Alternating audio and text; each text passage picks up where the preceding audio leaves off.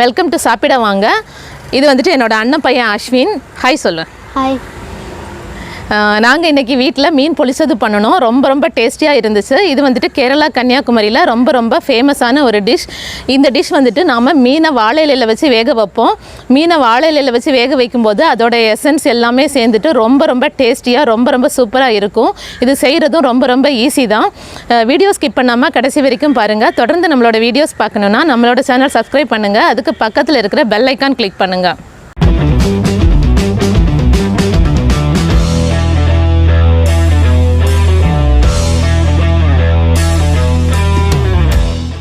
கரிமீன் பொலிச்சது பண்ணுறதுக்கு இன்றைக்கி நாம் 3 அயலை மீன் எடுத்திருக்கோம். நீங்கள் எந்த மீன் வேணாலும் எடுத்துக்கலாம். நாம் இன்றைக்கி அயலை மீன் தான் எடுத்திருக்கோம்.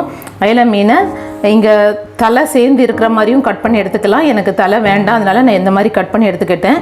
இது மாதிரி சின்னதாக கீறி விட்டுக்கோங்க. அப்போ தான் இதிலலாம் நல்லா மசாலா இறங்கும். சாப்பிடும்போது ரொம்ப டேஸ்டியாக இருக்கும். இந்த மாதிரி கட் பண்ணி எடுத்துக்கோங்க. இப்போ இதை நம்ம ஃப்ரை பண்ணுறதுக்கு மசாலா ரெடி பண்ணிக்கலாம். 1 டேபிள் ஸ்பூன் மிளகாய் பொடி எடுத்துக்கோங்க. உங்களுக்கு காரம் தேவை அப்படின்னா நீங்கள் எக்ஸ்ட்ரா கூட எடுத்துக்கலாம். 1/4 டீஸ்பூன் மிளகு பொடி, 1/4 டீஸ்பூன் மஞ்சள் தூள், 1 டீஸ்பூன் உப்பு உங்களோட டேஸ்ட்டுக்கு ஏற்ற மாதிரி ஜாஸ்தி கம்மி வேணாலும் சேர்த்துக்கோங்க. கூடவே புளிப்புக்காக லெமன் சாறு இல்லாட்டினா வினிகர் கூட சேர்த்துக்கலாம். ஆனால் நாம் வந்துட்டு கொடம்புளியோட எக்ஸ்ட்ராக்ட் சேர்த்துருக்கோம். ஒரு 3-4 ட்ராப் சேர்த்துனா போதும். இதில் கொஞ்சமாக தண்ணி சேர்த்து இதை நல்லா பேஸ்ட் மாதிரி செஞ்சுக்கலாம்.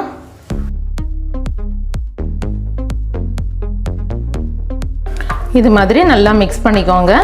இப்போ இந்த மசாலாவை மீன் மேலே நாம் அப்ளை பண்ணிடலாம். ஒவ்வொரு மீனாக எடுத்து நாம் கட் பண்ணி வச்சுருக்கோம் இல்லையா, அந்த கேப்பில் எல்லாத்துலேயுமே மசாலாவை நல்லா அப்ளை பண்ணி விடலாம். மீன் மேலே ஃபுல்லாக நல்லா அப்ளை பண்ணிக்கலாம்.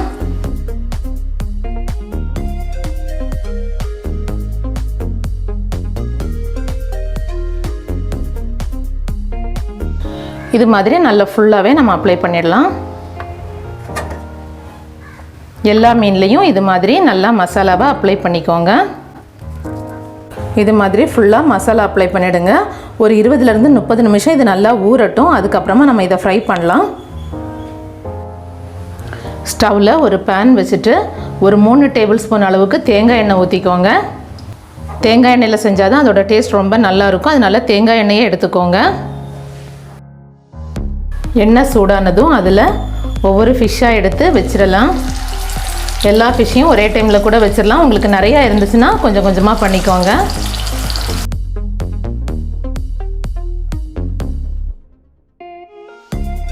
கொஞ்ச நேரம் ஆனதும் 2 பக்கமும் மாற்றி விட்டு ஒரு 75% அளவுக்கு நம்ம வேக வச்சா போதும்.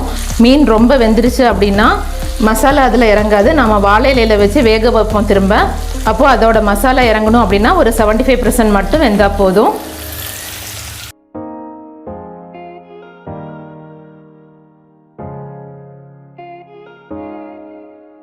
இப்போது ஃபிஷ் வந்துட்டு ஒரு 75% ரெடி ஆகிடுச்சு. இதை எடுத்துடலாம். இப்போ ஃபிஷ்ஷை நம்ம எடுத்து வச்சுட்டோம். அதே பேன்லேயே 2 பெரிய வெங்காயம் ஸ்லைஸாக கட் பண்ணியிருக்கேன். இதை சேர்த்துக்கலாம். கூடவே 1/2 கப் சின்ன வெங்காயம், 4 பச்சை மிளகாய், கொஞ்சமாக கறிவேப்பிலை. வெங்காயம் நல்லா டிரான்ஸ்பரண்டாக வதங்கி வர வரைக்கும் நல்லா வதக்கிக்கலாம். வெங்காயம் ஓரளவுக்கு வதங்கிடுச்சு. இப்போது இது கூடவே 1.5 இன்ச் அளவுக்கு இஞ்சி பொடியாக கட் பண்ணி சேர்த்துருக்கேன். கூடவே 10 பூண்டு பெரிய சைஸில் எடுத்திருந்தேன். இதையும் பொடியாக கட் பண்ணி சேர்த்துருக்கேன். எல்லாத்தையும் சேர்த்துட்டு வதக்கி விட்டுக்கலாம். நல்லா வதங்கிடுச்சு. இப்போ இது கூடவே 3/4 டீஸ்பூன் மிளகாய் பொடி உங்கள் காரத்துக்கு ஏற்ற மாதிரி கம்மி ஜாஸ்தி பண்ணிக்கோங்க. 1/4 டீஸ்பூன் மஞ்சள் பொடி, 1 டீஸ்பூன் மல்லித்தூள், 1/4 டீஸ்பூன் வெந்தயம் தூள், 1 டீஸ்பூன் உப்பு உங்களோட தேவைக்கு ஏற்ற மாதிரி பார்த்துட்டு சேர்த்துக்கோங்க. எல்லாத்தையும் சேர்த்துட்டு நல்லா மிக்ஸ் பண்ணி விட்டுக்கலாம். மசாலாவோட பச்சை வாசனை போனதும் ஸ்லைஸாக கட் பண்ண 2 தக்காளி சேர்த்துருக்கேன். மீடியம் சைஸ் தக்காளி தான் சேர்த்துருக்கேன். தக்காளி நல்லா வதங்குற வரைக்கும் வேக விட்டுறலாம். மூடி வச்சு வேக விடுங்க. அப்பப்போ ஓப்பன் பண்ணி கிளறி விடுங்க. தக்காளி நல்லா மசிஞ்சு போகட்டும். தக்காளி நல்லா வதங்கிடுச்சு. இப்போ நம்ம இதை எடுத்து வச்சிடலாம் தனியாக. இப்போ நாம் ஸ்டவ்வோட ஃப்ளேமில் ஒரு வாழை இலையை கொஞ்சமாக ஹீட் பண்ணிக்கலாம். ஹீட் பண்ணிவிட்டு நாம் மீன் அதில் வச்சு கட்டும்போது வாழை இலை உடையாது. ஸோ அதனால லைட்டாக ஹீட் பண்ணிக்கிறோம். அவ்வளோதான், ஹீட் பண்ணியாச்சு. இப்போ ஒரு வாழை இலையில் நாம் அடியில் கொஞ்சமாக மசாலா வச்சுக்கலாம். இதுக்கு மேலே நாம் ஃப்ரை பண்ணி வச்சுருக்கிற ஒரு ஃபிஷ் அப்படியே வச்சிடலாம். ஃபிஷ்ஷுக்கு மேலே திரும்பவும் கொஞ்சம் மசாலா வச்சு அப்படியே அதை க்ளோஸ் பண்ணி விட்டுடலாம். இப்போ இந்த வாழை இலையை அப்படியே மடித்து மீனை சுற்றி கட்டிடலாம்.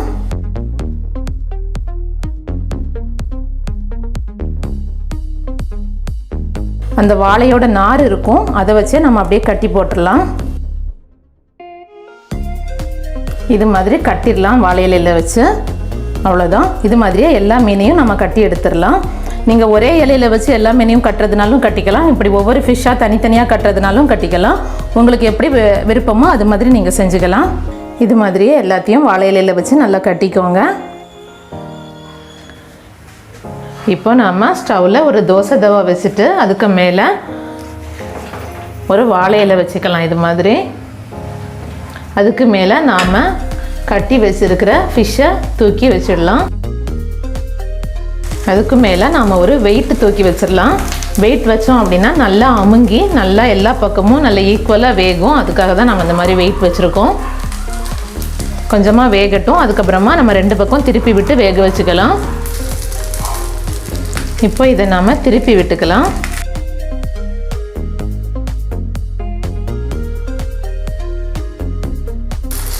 அவ்வளோதான், நல்லாவே ரெடி ஆகிடுச்சு. இப்போ இதை நம்ம எடுத்துடலாம்.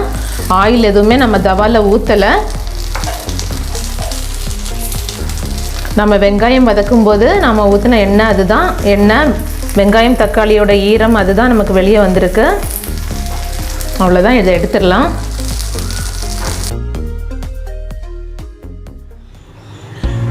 சூப்பராக மீன் பொளிச்சது ரெடி பண்ணியாச்சு. இப்போ நாம் இதை ஓப்பன் பண்ணி பார்க்கலாம். நல்லா சூடாக இருக்குது.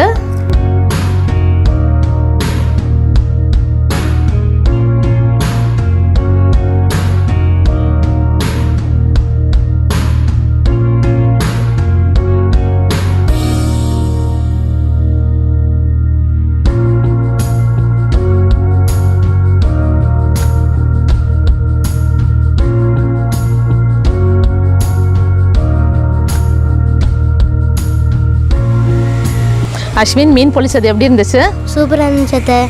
ஓகே, என்னோட அண்ணன் பையன் அஸ்வினுக்கு மீன் பொளிச்சது ரொம்ப பிடிச்சது.